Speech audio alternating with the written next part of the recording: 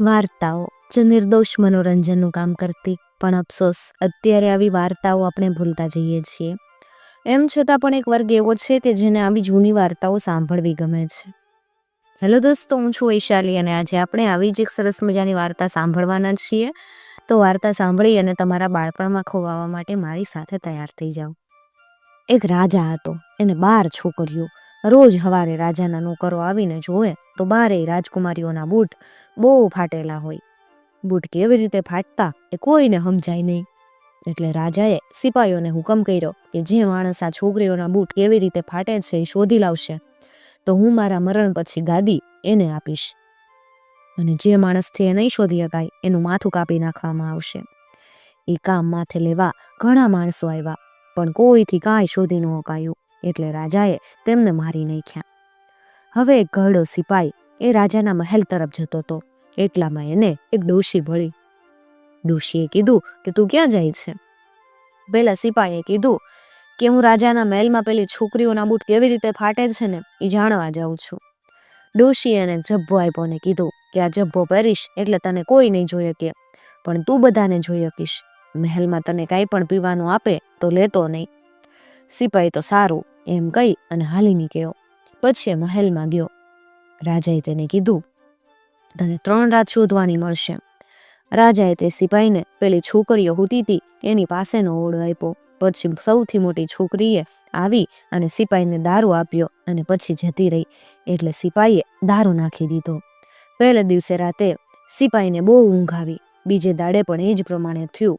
ત્રીજી રાતે એણે પોતાની આંગળી કાપીને મરચું ભર્યું, એટલે એની વેદનાથી એને ઊંઘ ન આવી. નહીં જાગતો જ રહ્યો. રાત્રે બધી છોકરીઓ ઉઠી એટલે સિપાઈ પેલો જબ્બો પહેરી લીધો.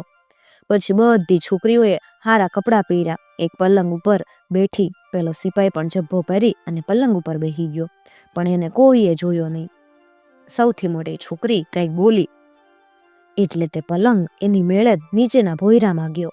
અંદર એક દાદર આવ્યો. એના ઉપરથી બધી છોકરીઓ ઉતરી. સૌથી નાની છોકરી એ નાની હતી, એ પાછા રહી ગઈ ને એના સાથે પેલો સિપાઈ અથડાયો. એટલે પેલી છોકરીએ બધી છોકરીઓને કીધું કે મને કોઈક પકડે છે. એટલે બધી છોકરીઓ હસી અને કીધું કે તું તો ગાંડી થઈ ગઈ, અહીંયા તને કોણ પકડે?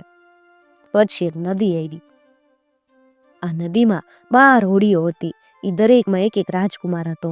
પછી દરેક હોડીમાં એક રાજકુમારી બેઠી. નાની છોકરીની સાથે પેલો સિપાઈ બેઠો. હોડીઓ એક મહેલની પાસે આવી. એ બધા મહેલમાં ગયા. પેલો સિપાઈ પણ ગયો. મહેલના દરવાજા આગળ એક ઝાડ હતું. એને સોનાના પાંદડા હતા. એ ઝાડ પરથી સિપાઈએ એ જગ્યાની નિશાની માટે થોડાક પાંદડા લઈ લીધા. મહેલમાં પેલા બધાએ નાચ કર્યો. ત્યાંથી પણ સિપાઈએ એક સોનાનો પ્યાલો નિશાની તરીકે ઉચકી લીધો. અને ત્યારે સિપાઈ ઓલી નાની છોકરી હારે ભટકાઈ ગયો. ને પછી સવાર પડવા આવી એટલે બધા પાછા ફર્યા. સિપાઈ રાજકુમારીઓથી જરા આગળ હાલી અને વેલો પથારીમાં હોઈ ગયો. સવારે રાજાએ પેલા સિપાહીને બોલાવ્યો. સિપાહીએ રાજાને પેલા મહેલ પાસેના ઝાડના સોનાના પાંદડા બતાવ્યા.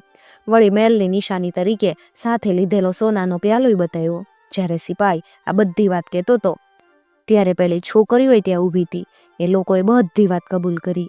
રાજાએ સિપાહીને પૂછ્યું, તારે આમાંથી કઈ છોકરી સાથે પરણવું છે?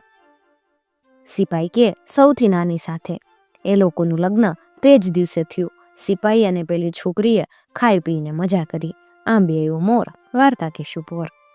મિત્રો, જો તમને આવી વાર્તાઓ સાંભળવી ગમતી હોય તો ચેનલને જરૂરથી સબસ્ક્રાઈબ કરી સાથે આપેલું બેલ આઇકોન પ્રેસ કરજો, જેથી આવનાર નવા વિડીયોઝની નોટિફિકેશન સૌથી પહેલાં તમને મળી શકે.